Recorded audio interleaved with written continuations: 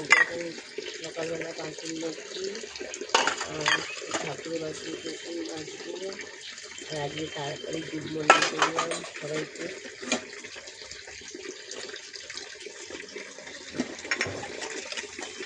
বাসন নেবো, তারপর উনুন পরিষ্কার করবো, রান্না করবো।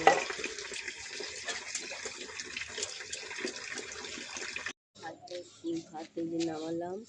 আর এখন এই যে ডাল সিদ্ধ বসিয়েছি। আজকে প্লাস্টিক ছিল না, হাঁড়িতে প্লাস্টিক লাগেনি, ওই জন্য কালি আজকে মারতে হবে। আর এই যে ডাল সিদ্ধ বসিয়েছি, ডাল সিদ্ধ হচ্ছে।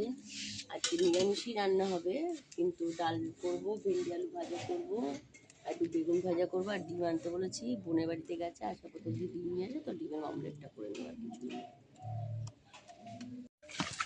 রান্না বান্না হলো, এখন কালি মাছগুলো হাত পাগুলো কালি হয়ে যাচ্ছে, আর কালি হয়ে ইচ্ছা করছে না, কি করবো। এখন জ্বালানির যা কষ্ট, এখন এইভাবেই করতে হবে, কিচ্ছু করার নেই। তাই এখন এই বাসনটা মাজবো, জল তুলবো, গামছা দুটো কাচবো। যে কাকুগুলো যে যে তেঁতুল দিয়েছে, সেই তেঁতুলগুলো যে গাছেরই তেঁতুল পাঠিয়ে দিয়েছে কাকিমা।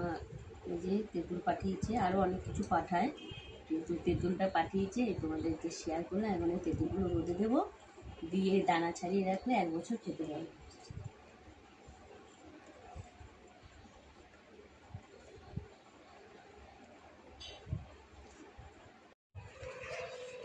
আজকে যে রান্না করেছি, তো খাওয়া দাওয়া এখন বাড়ছি।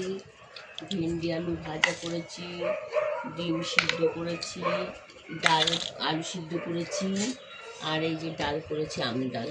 তোমরা পাশে থেকো, লাইক করো, কমেন্ট করো, সাবস্ক্রাইব করো, আর একটা করে কমেন্ট শেয়ার লাইক করে দিয়েছো।